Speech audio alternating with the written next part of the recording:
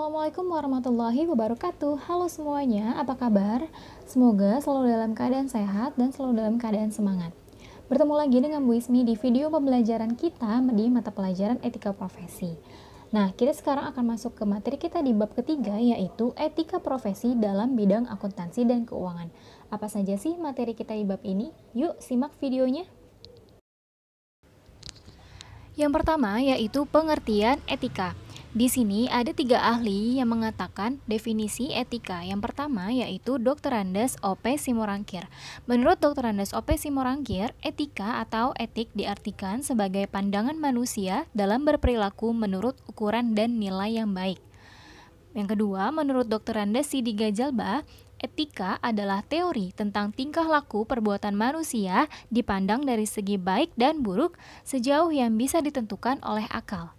Dan definisi yang terakhir, menurut Dr. Andes Haji Burhanuddin Salam, etika adalah cabang filsafat yang berbicara mengenai nilai dan norma moral yang menentukan perilaku manusia dalam hidupnya. Berdasarkan pendapat para ahli tersebut, dapat disimpulkan bahwa etika adalah aturan perilaku, adat kebiasaan manusia dalam pergaulan antara sesamanya dan menegaskan mana yang baik dan buruk. Etika mencakup analisis dan penerapan konsep seperti benar, salah, baik, buruk, dan tanggung jawab. Selanjutnya ada macam-macam etika menurut jenisnya. Yang pertama ada etika deskriptif, yaitu jenis etika yang berupaya melihat sikap dan perilaku manusia serta apa yang ia kejar dalam kehidupan ini sebagai hal yang memiliki nilai. Yang kedua ada etika normatif, yaitu jenis etika yang berupaya menetapkan beragam sikap dan perilaku ideal yang semestinya dimiliki setiap orang dalam kehidupan ini. Jadi sebenarnya secara kesimpulan untuk etika normatif itu merupakan ilmu yang mempelajari perilaku, perbuatan dan tingkah laku manusia di kehidupan masyarakat, sedangkan etika deskriptif adalah bentuk implementasi atau penerapannya dari ilmu yang tadi. Jadi ini bentuk sikap dan perilaku manusianya sendiri di lingkungan masyarakat tersebut. Selanjutnya ada macam-macam etika menurut cakupannya. Yang ini dibagi menjadi 2 juga, yaitu yang pertama etika umum, yang merupakan jenis etika yang berhubungan dengan keadaan dasar tentang tindakan manusia secara etis. Yang kedua, etika khusus merupakan jenis etika yang menjadi suatu penerapan dan prinsip moral di dalam kehidupan manusia secara khusus. Jadi untuk etika umum ini mengatur bagaimana seseorang bertindak secara etis. Contohnya, sebagai warga Indonesia, kita harus menjadi orang yang bermoral, menegakkan kehormatan, menjaga persatuan dan kesatuan wilayah. Untuk etika khusus sendiri, ini lebih mengatur seperti apa sih tindakan seseorang di lingkungan atau di kondisi khusus, seperti di keluarga, di sekolah, dan lain-lain.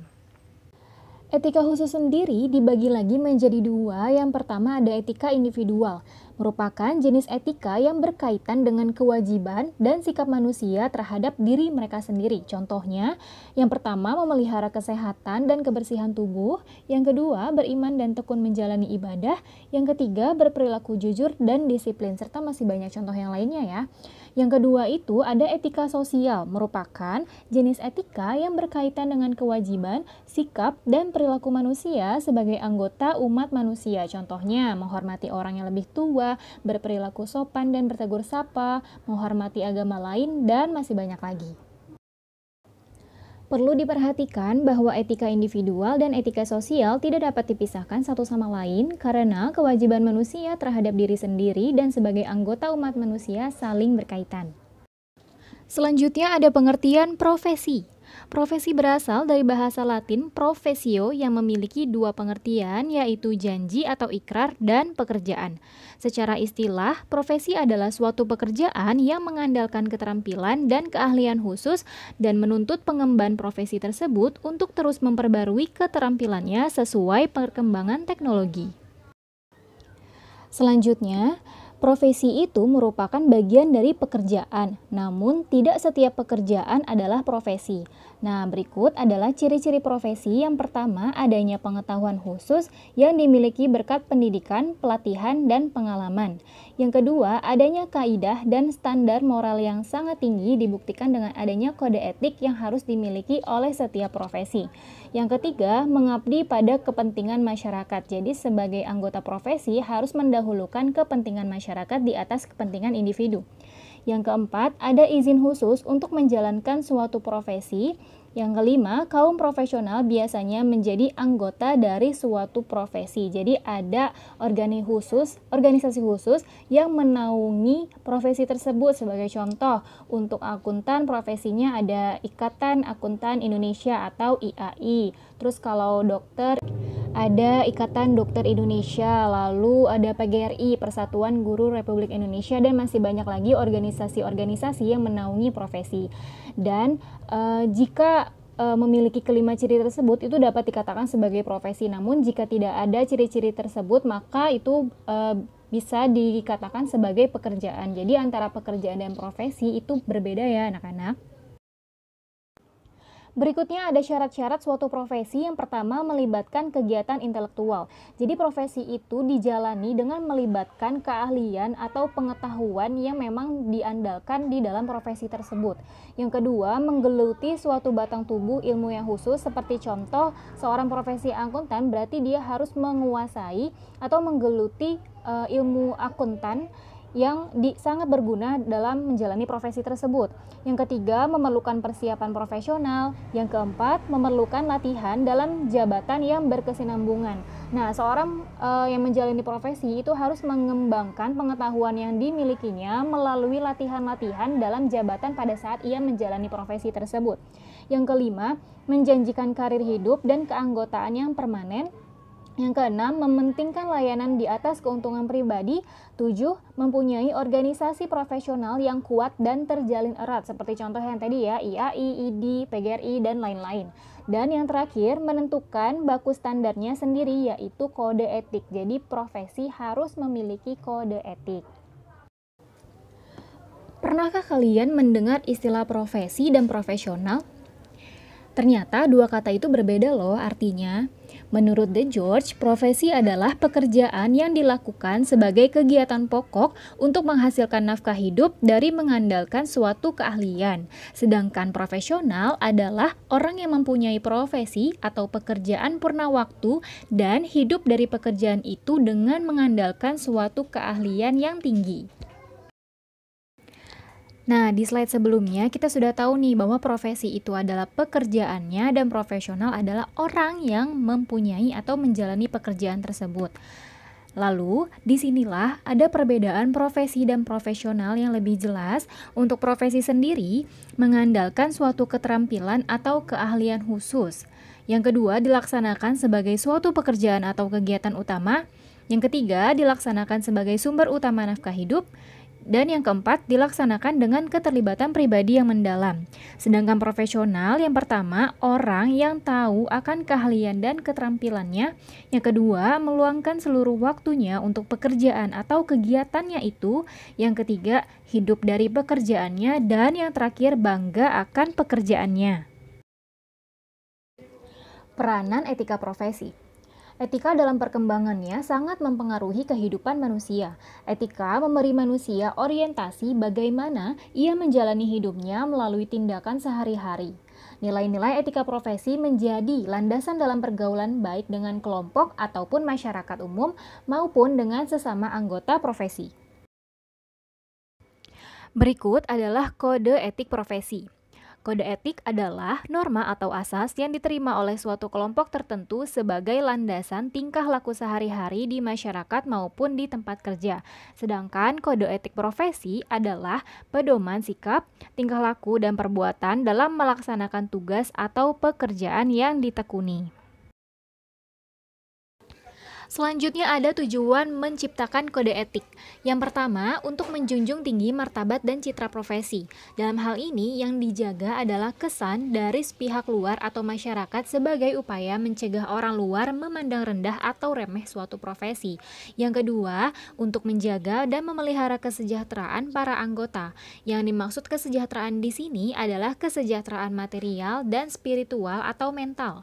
Yang ketiga, untuk meningkatkan pengabdian para anggota profesi. Dalam hal ini, kode etik juga berisi tujuan pengabdian profesi tertentu sehingga para anggotanya bisa dengan mudah mengetahui tugas dan tanggung jawab pengabdian profesinya. Dan tujuan yang terakhir yaitu untuk meningkatkan mutu profesi. Kode ini juga memuat tentang norma-norma serta anjuran agar profesi selalu berusaha untuk meningkatkan mutu profesi sesuai dengan bidang pengabdiannya. Fungsi kode etik profesi adalah yang pertama, memberikan pedoman bagi setiap anggota profesi tentang prinsip profesionalitas yang digariskan. Dua, sebagai sarana kontrol sosial bagi masyarakat atas profesi yang bersangkutan. Dan yang terakhir, mencegah campur tangan pihak luar organisasi profesi tentang hubungan etika dalam keanggotaan profesi. Next, ada pengertian etika profesi dan kode etik dalam bidang akuntansi. Kalau sebelumnya kita sudah membahas mengenai etika profesi dan kode etik saja, sekarang kita akan membahas tentang etika profesi dan kode etik yang ada di dalam bidang akuntansi. Etika profesi akuntansi yaitu suatu ilmu yang membahas perilaku perbuatan baik dan buruk manusia sejauh yang bisa dipahami oleh pikiran manusia terhadap pekerjaan yang membutuhkan pelatihan dan penguasaan terhadap suatu pengetahuan khusus sebagai seorang akuntan. Sedangkan kode etik profesi akuntansi adalah suatu peraturan yang diterapkan bagi para profesi akuntan untuk mencegah terjadinya kecurangan atau fraud. Jadi, dengan adanya kode etik profesi akuntansi ini, seorang akuntan dapat bekerja secara profesional dan menghindari terjadinya kecurangan baik yang dilakukan oleh akuntan itu sendiri maupun pihak-pihak lain yang berkepentingan. Kode etik profesi akuntan menurut Ikatan Akuntansi Indonesia. Yang pertama, tanggung jawab profesi. Dalam melaksanakan tanggung jawabnya sebagai profesional, setiap anggota harus senantiasa menggunakan pertimbangan moral dan profesional dalam semua kegiatan yang dilakukannya.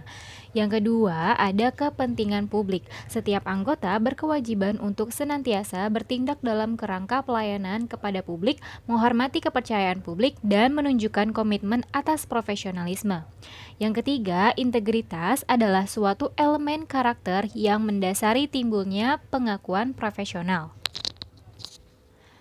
Selanjutnya, objektivitas. Objektivitas adalah suatu kualitas yang memberikan nilai atau jasa yang diberikan anggota. Prinsip ini mengharuskan anggota bersikap adil, tidak memihak, jujur secara intelektual, tidak berprasangka, serta bebas dari benturan kepentingan atau di bawah pengaruh pihak lain. Yang kelima, kompetensi dan kehati-hatian profesional. Hal ini mengandung arti bahwa anggota mempunyai kewajiban untuk melaksanakan jasa profesional dengan sebaik-baiknya sesuai dengan kemampuannya demi kepentingan pengguna jasa dan konsisten dengan tanggung jawab profesi kepada publik. Yang keenam, kerahasiaan. Anggota mempunyai kewajiban untuk menghormati kerahasiaan informasi tentang klien atau pemberi kerja yang diperoleh melalui jasa profesional yang diberikannya. Kewajiban kerahasiaan berlanjut bahkan setelah hubungan antara anggota dan klien atau pemberi jasa berakhir. Yang ketujuh, ada perilaku profesional. Setiap anggota harus berperilaku yang konsisten dengan reputasi profesi yang baik dan menjauhi tindakan yang bisa mendiskreditkan profesi. Dan kode etik yang terakhir yaitu standar teknis. Setiap anggota harus melaksanakan jasa profesionalnya sesuai dengan standar teknis dan standar profesional yang relevan sesuai dengan keahliannya dan dengan berhati-hati. Fungsi kode etik profesi akuntan menurut Ikatan Akuntan Indonesia. Kode etik Ikatan Akuntan Indonesia dimaksudkan sebagai panduan dan aturan bagi seluruh anggota baik yang berpraktik sebagai akuntan publik, bekerja di lingkungan dunia usaha, bekerja di instansi pemerintah, maupun di lingkungan dunia pendidikan dalam pemenuhan tanggung jawab profesionalnya. Profesi merupakan bagian dari pekerjaan, namun pekerjaan belum tentu dapat dikatakan sebagai profesi loh. Nah, pekerjaan baru bisa dianggap sebagai profesi jika memiliki fitur-fitur sebagai berikut. Yang pertama, memiliki keterampilan atau keahlian. 2. Memiliki kode etik standar moral perilaku. 3. Memiliki tanggung jawab profesional dan integritas pribadi. 4. Memiliki dedikasi kepada kehidupan publik. 5. Otonomisasi manajemen organisasi profesional. Dan yang terakhir, sebagai salah satu anggota organisasi profesional. Nah, anak-anak, itu dia materi kita di bab 3, yaitu etika profesi dalam bidang akuntansi dan keuangan. Semoga apa yang Ibu sampaikan bisa kalian pahami, dan mohon maaf jika masih banyak kekurangan dalam video ini ya. Terima kasih sudah menyaksikan, sampai jumpa di video selanjutnya. Wassalamualaikum warahmatullahi wabarakatuh.